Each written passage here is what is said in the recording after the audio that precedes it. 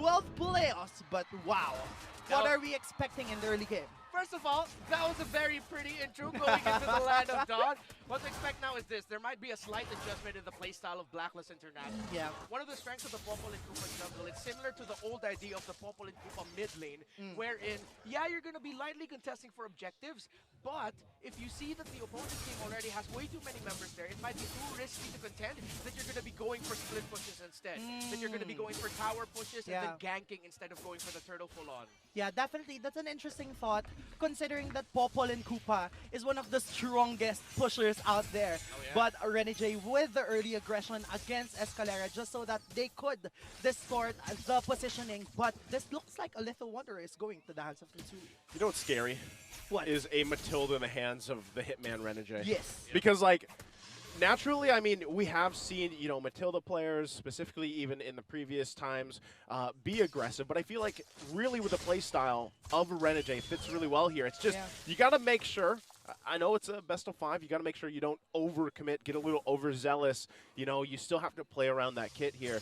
And that's really where I'm wondering, how does this Popol fit into this lineup and how it will work in the jungle? And right now you're seeing they're scaling up quick. That's the key idea right now. Black That's what you're saying, Mark. They're going for the pushes, they're going for the ganks. This is the strength of this lineup. Yeah, and just like that, they were able to have the gold plating in that top lane and focus against Ryzen.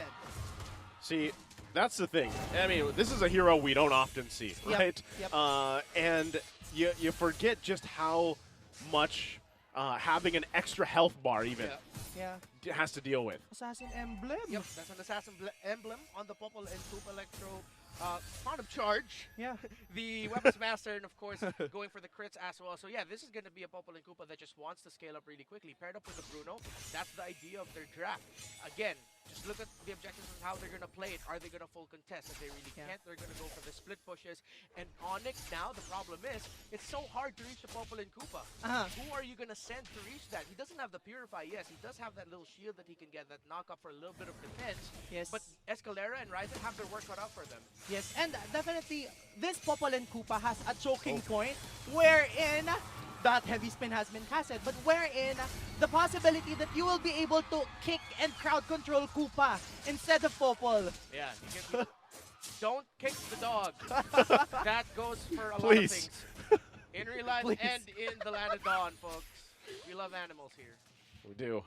But I gotta say, you know, that first turtle take, very just simple. Nothing fancy. We're gonna go ahead and lock down who we need to. We get the heavy spin out from Ryzen. We secure ourselves that first objective. So if you're ONIC, you're kind of one.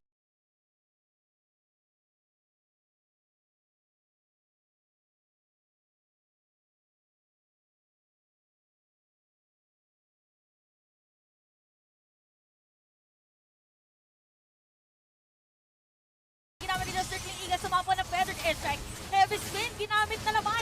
Halos walang buhay, parang blacklist ng dediretso. Magta-tower or mag-hero lock pa sila. Pero matatarget dito si Sensui. Pero Sensui will still secure this turtle.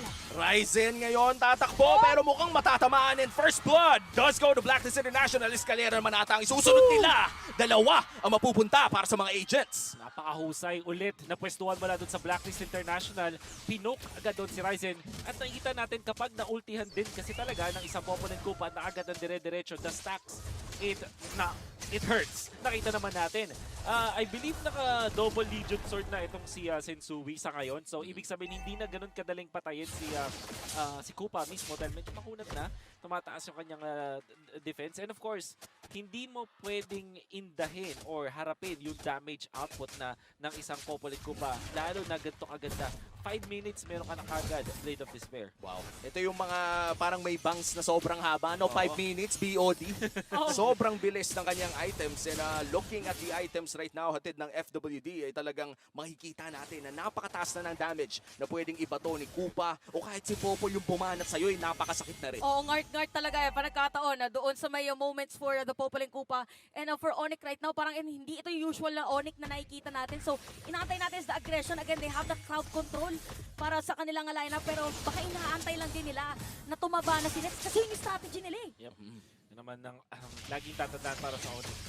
Edward. Nakapag-flicker out. Nagamit na rin dito ang Feathered Airstrike. So, gano'n na ka-importante yung mga skills ngayon at even resources dahil any moment ay nagkakapiti ka na ng mga skills. Tsaka kung yung rotation sa Blacklist, ang linis ngayon, no?